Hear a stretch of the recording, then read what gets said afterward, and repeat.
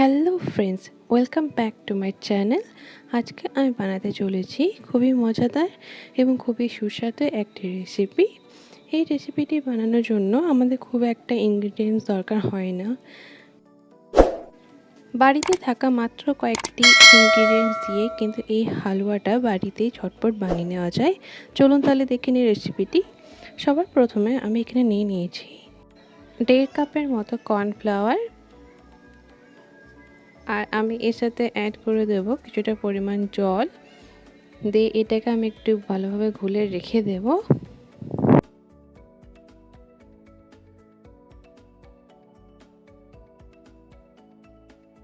কর্নফ্লাওয়ারটা খুব ভালোভাবে ঘুলতে হবে, তাছাড়া কিন্তু গুটি গুটি হয়ে যেতে পারে। এখন আমার এই কর্নফ্লাওয়ারটা ঘোলা হয়ে গেছে, এটা আমি এক সাইডে রেখে দেব। অন্যদিকে আমি একটা পাত্র গরম করে তার মধ্যে দিয়ে দিচ্ছি 2 কাপের মতো জল, আর এর সাথে দিচ্ছি আমি 1 কাপের মতো চিনি। চিনিটা আপনারা কিন্তু আপনাদের স্বাদ অনুসারে দেবেন। আমি এখানে 1 কাপই দিয়েছি।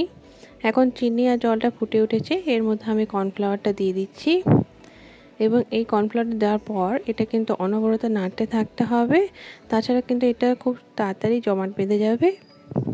দেখতেই পাচ্ছেন আমার কর্নফ্লাওয়ারটা জমে যাচ্ছে, এটাকে আমি ভালোভাবে নাড়তে থাকবো অনবরত।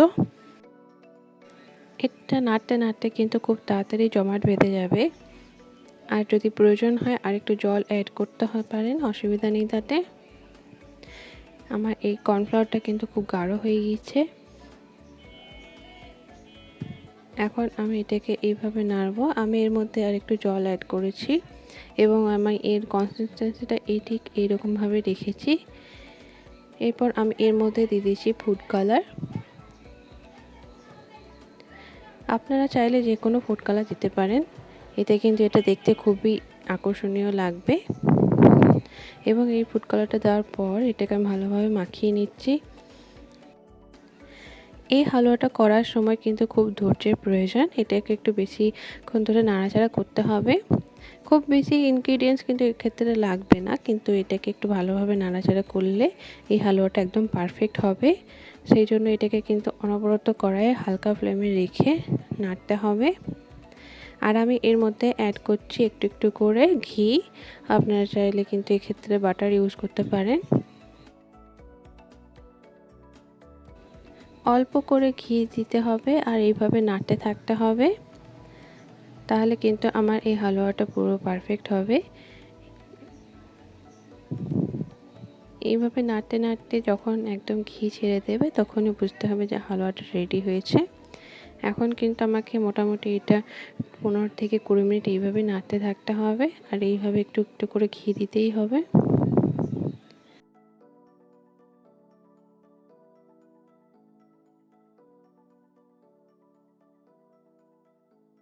এখন আমার হালুয়াটা অনেকটাই ঠিক হয়ে গিয়েছে।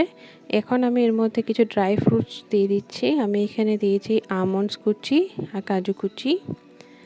এটাকে আমি একটু ভালোভাবে নেড়ে মাখিয়ে নেব। এইভাবে হালুয়াটা কিন্তু আমার অনেকটাই প্রায় হয়ে এসেছে। আমি এখনও এর মধ্যে ঘি অ্যাড করব, কারণ এখন আমার এই হালুয়াটা পুরোপুরি হয়নি। আমার এক্ষেত্রে 1/2 কাপের মতো ঘি ইউজ করা হয়ে গিয়েছে। দেখতে পাচ্ছেন আমার হালুয়াটা এবার অনেকটাই হয়ে এসেছে। এইভাবে কিন্তু নাড়তে থাকতে হবে, বন্ধ করা যাবে না।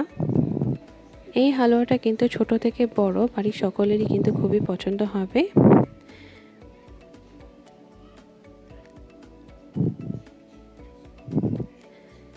এখন আমার হালুয়াটা প্রায় হয়ে এসেছে, দেখতে পাচ্ছেন কড়াইটা থেকে ছেড়েও আসছে। হালুয়াটা প্রায় হয়ে এসেছে। এখন এইভাবে আমি আরও এর থেকে 5 থেকে 7 মিনিট এইভাবে নেড়ে নেব।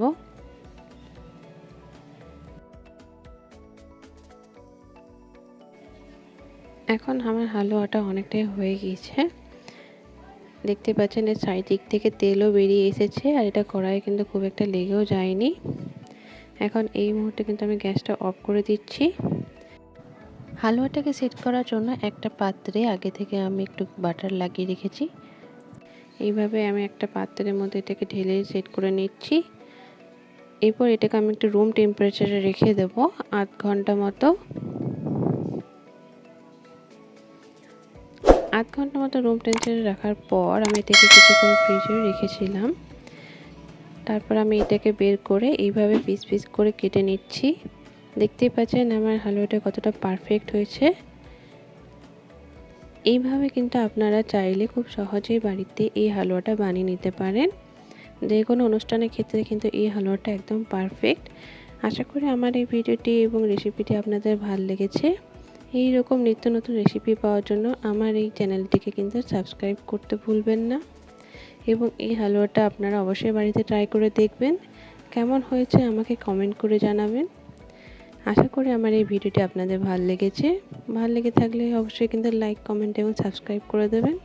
আর ভিডিওটি পুরোটি দেখার জন্য কিন্তু